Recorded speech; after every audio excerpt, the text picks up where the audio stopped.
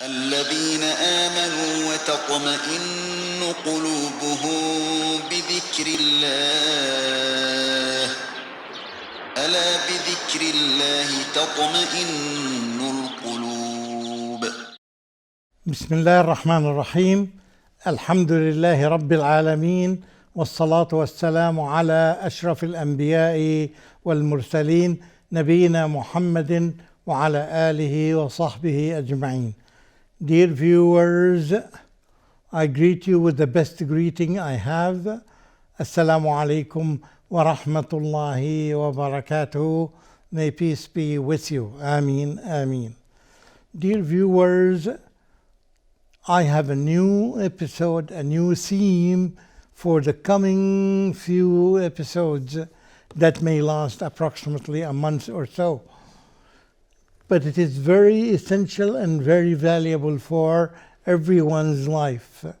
We cannot live as Muslims unless we are fulfilling these conditions around us. Definitely one of them, on the top of them, is the Holy Quran. And the following is the Sunnah, following the Sunnah of our beloved Prophet Muhammad sallallahu alaihi wasallam. Then after that, the topic that relates to adhkar. Adhkar in general, the general meaning of it is remembrance of Allah. And it's a very broad topic.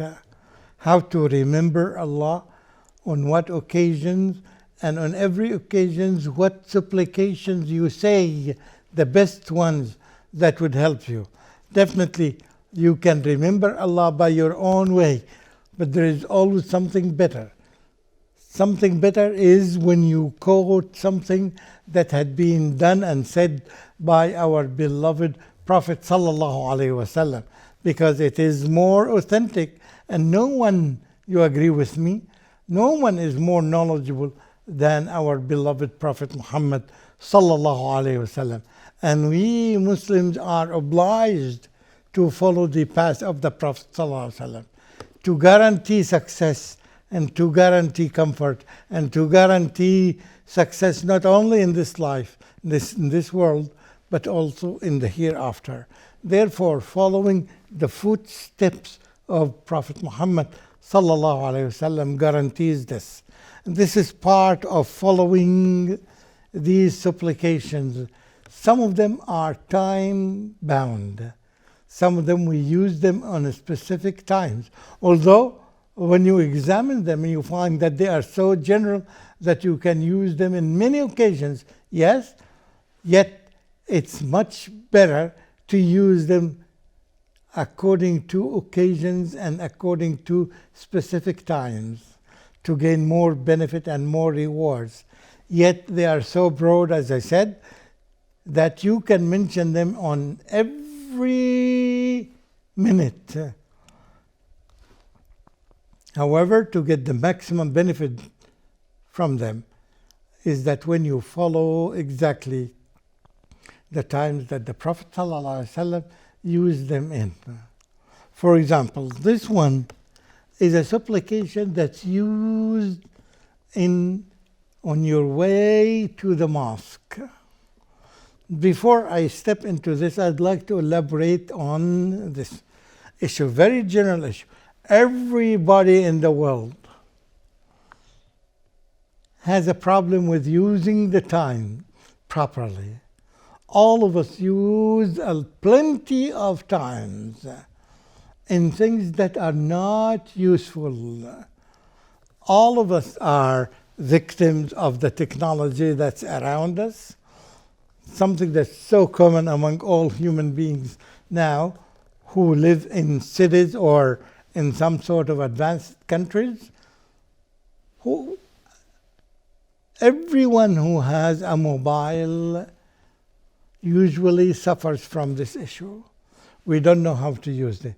We use this without being very well organized. We have to control all these means of technologies and facilities around us so that to keep this time in our hand, instead of letting these technologies control us, we have to find different ways and different strategies of how to control these technologies.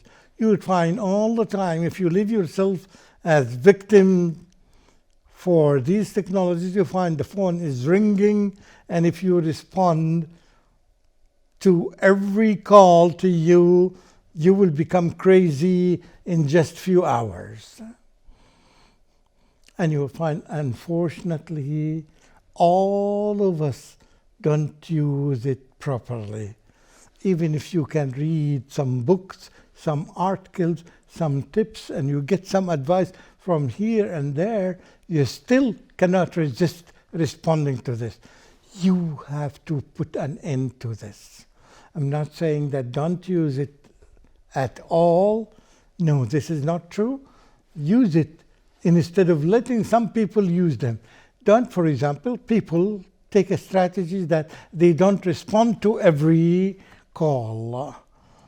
Let them be recorded, and you have control on that. So when you listen to them, you select which one you respond to, which one you don't respond to. Because everyone has his own priorities. This is more prior to me than others. So I would decide, and I know some of my friends, some friends, doctors, have 4 mobile sets.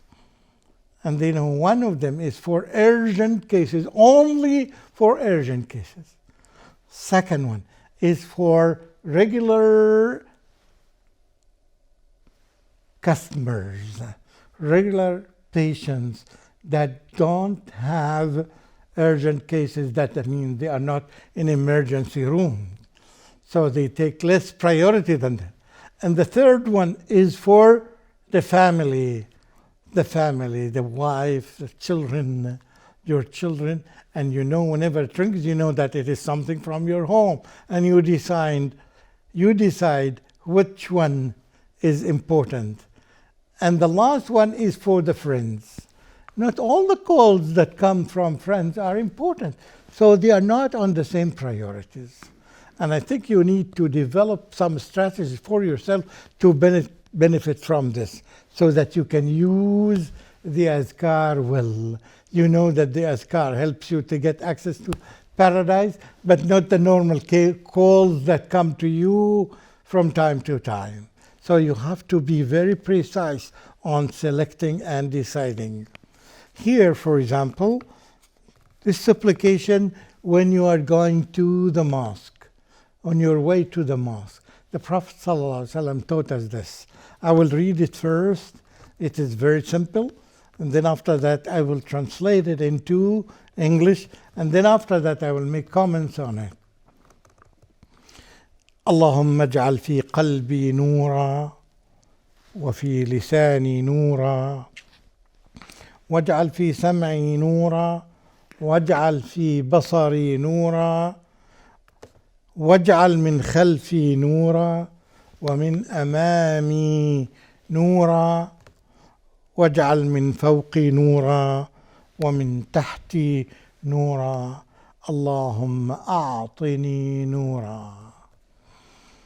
You can see that with very limited knowledge in Arabic, you can figure out the theme of this supplication. This is how translate.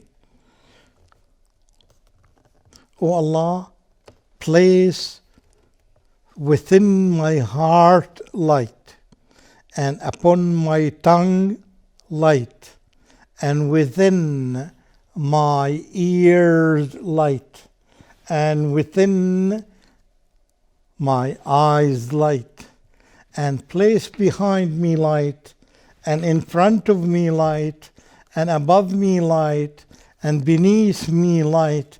O Allah, bestow upon me light. It's so beautiful. I'm sure that you can share with me this. One benefit of these adhkar, they change the state of mind that you are in. When you live with these adhkar, just for a short time, approximately half an hour or even less than this, it changes your state of mind. and you find yourself smiling instead of being upset or thinking of something negative. You start thinking positively all the way. That's why you need these things. It changes because these are designed by Allah subhanahu wa ta'ala. Say they are the ones that can change you because they are divine. They are from Allah, from your Creator, from your Rabb, from your Lord. That's why these are the ones that easily can change you. Nothing else can change you as these ones has impact on you. So you're getting something from Almighty Allah and you can see the effect. This is a common statement that has been shared by all the people who regularly use these azkar, remembrance, forms of remembrance of Allah. Once you start sharing this, you start repeating these azkar, after a few days or a month, you will find yourself saying the same thing. Wallahi, it changes your state of mind. You go out from one state of mind that was negative into something that's positive, which is almost impossible for anyone else on this planet to change you. Nobody can make this impact on you except these azkar, because it contains words from Allah, words from our beloved Prophet Muhammad sallallahu alaihi wasallam. And when I say word from Allah and words from Prophet Muhammad sallallahu alaihi wasallam, you know that the source is divine. It's nothing fabricated. Nothing is man-made. Once you discover that it is man-made, put it aside. But once you know that it is from the Prophet sallallahu alaihi wasallam or from Allah subhanahu wa ta'ala, definitely you stick to it, you adhere to it, and you will find the change that happens in your life. For example, the one that I mentioned now, when you recite it, you ask Allah subhanahu wa ta'ala to guide your heart. You need light in your heart.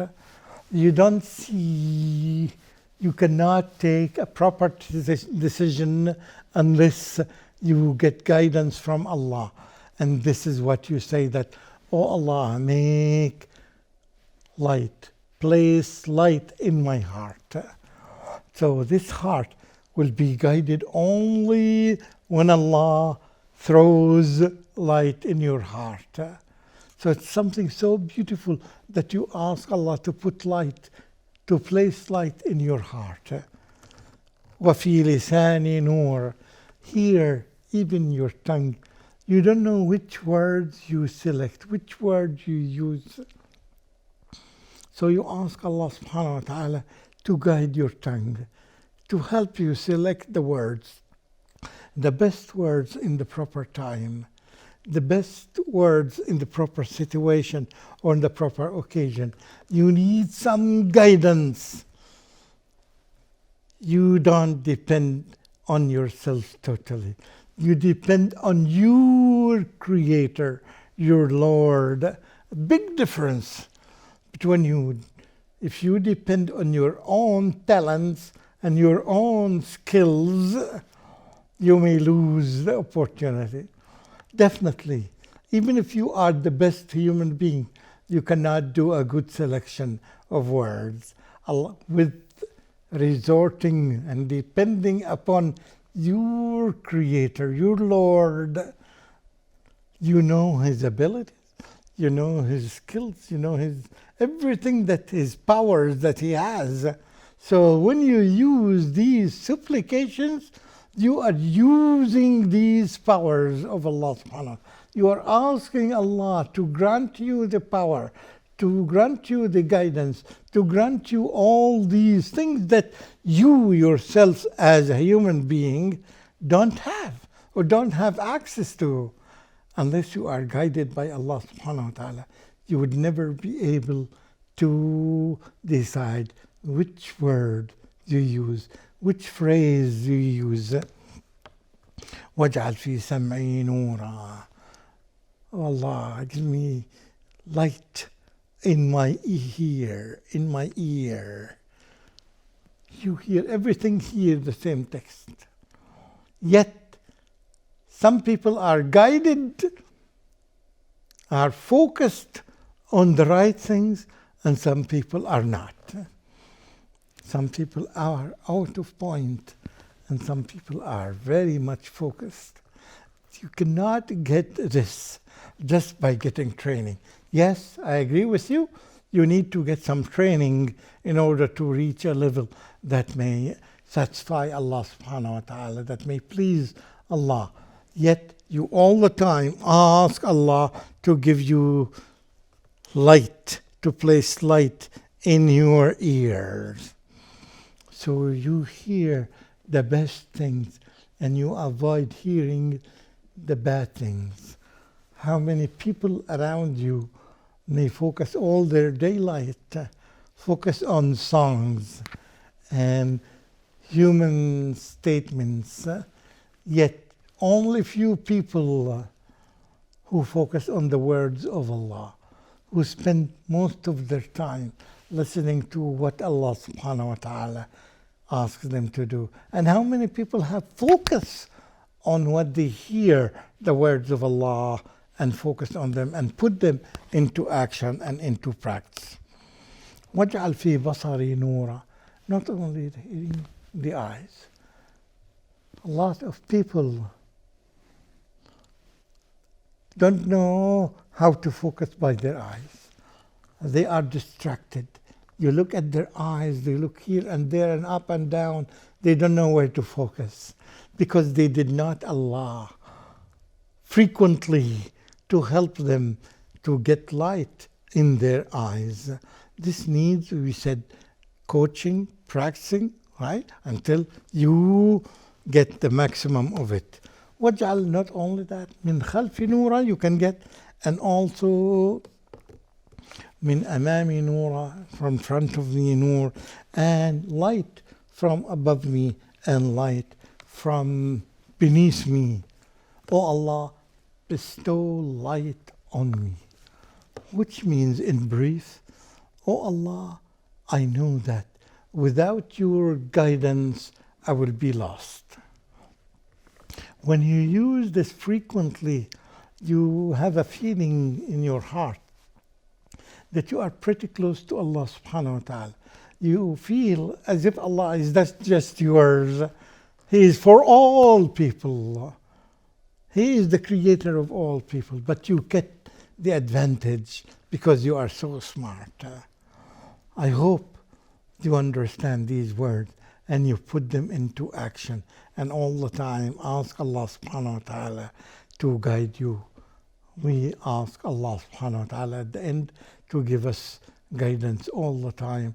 وآخر دعوانا أن الحمد لله رب العالمين والسلام عليكم ورحمة الله وبركاته.